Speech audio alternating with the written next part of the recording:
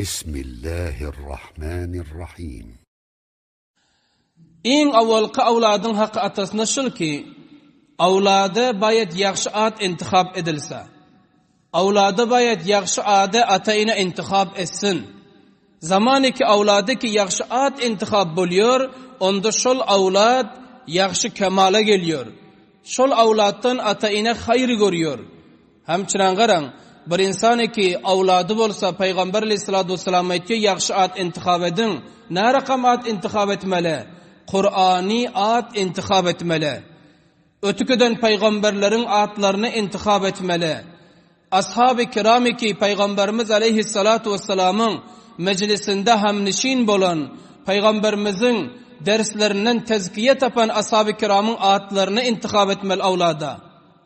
Tabi'in ki sahabe-i kiramları gören, tabi'in ki tabi'ini gören, ya öngde ötüküden yaxşı salih bendelerin atlarını avlatlarımıza intihob etmeli. Ya olsa bir adi özün intihob ettin ki sahabanın adı del, peygamberin adı del, akallan manası yaramaz bolmasın. Manası yaxşı bolsun, ana şu rakam bir adi insan avladına intihob etmeli oluyor. Hadis-i mübarekede geliyor.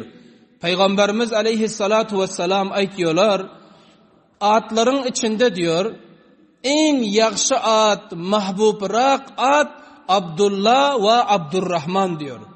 Peygamberimiz aleyhisselam et ki atların içinde en yaxşı at Abdullah ve Abdurrahman diyor. Anında peygamberimizin pisendiydi atlar şulakene. Zamaneki bir insan avladına ana şu rakam bir adı koyuyor. Ya manası yaxşı atlar koyuyor. Onda şol avladı yaxşı kamala geliyor. Ne için? Bakatır ki insan ki avladına at koyan plan bir yaxşı adamın adını intihob edip ba umidi ki mening şol avladım ana şu rakam adam yan bolsun deyse umid etse. Mana şu rakam adam yan yaxşı bolsun deyip umid etse, umid baki şon avladı yaxşı bolar.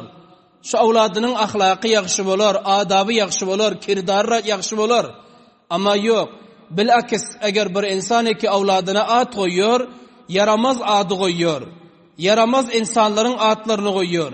İnsanlar ki Allah'sını naraz eden kafirler, ana bir rakam insanların adını eğer avladına koydu mu, onda korku var ki avladı yine şuların adabı, ahlakından müteassir olup avladı yine şu rakam bulmasın. Adın avladı beter tesiri var. Adın avladı beter bir müessir vakı oluyorluğu var. Hatta Hazreti Seyyidina Hakimul Ummet, Hazreti Eşref Ali Tanavi, Navvarallahu marqadahu'nun yanına bir muritler geldiler. Bir şagirdler geldi, avladınam alıp geldi bilesine. Aytti ki, Hazret, mening mana şul avladım deydi, bolondan beri kesellikten açılan yok deydi. Şul avladım bolondan beri meriz deydi, hiç bul açılıp gören yok deydi. Men nasım kamun deydi, daktar be daktar çaptırıyorsun deydi, tabib be tabib alıp barıyorsun. Hazreti Hakimul Ummet soradılar. Aytti ki, Hazret, avladın adı neme deydi. Bul şagird aytdi ki, avladımın adına Kelimullah koydum deydi. Hazreti Eşref Ali Tanavi rahmetullahi aleyhi sukut edip durdular da son aytdi ki, kelimin birek manası zakhım. Kelimin birek manası, kelimde manalar var ama birege zakhım mana veriyor. Cerh mana veriyor. Şunun için eğer sen avladın adını ağıştırsan, onda Selimullah koysan, umid var ki avladın sihatmen inşallah bolur deydi. Ana son yankı Hazreti Hakimul Ummet'in şagirdi avladının adını tebdil etti, Selimullah koydu.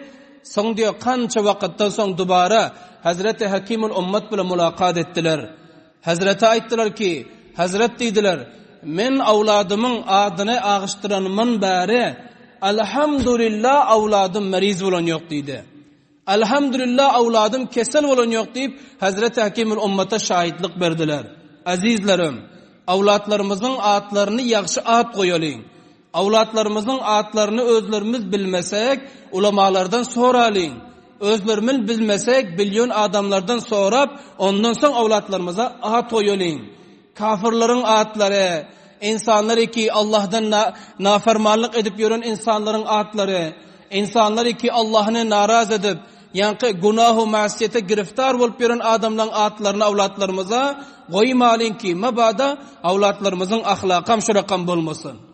برای مشاهده ویدیوهای بیشتر به کانال یوتیوب سخنرانی های علمای ترکمن سر بزنید، مشترک بشید و منتشر کنید، اجر ببرید.